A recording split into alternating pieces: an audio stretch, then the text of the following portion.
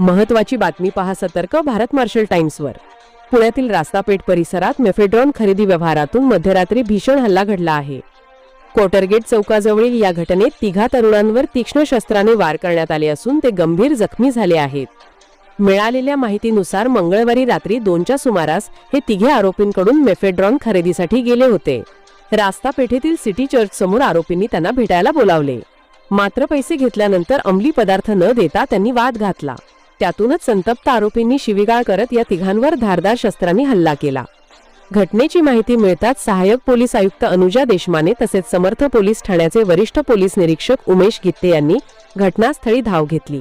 दरम्यान हल्ल्यानंतर आरोपी पसार झाले असून त्यांचा शोध सुरू आहे। तपास सहाय्यक पोलीस निरीक्षक दत्तप्रसाद शेंडगे करत आहेत।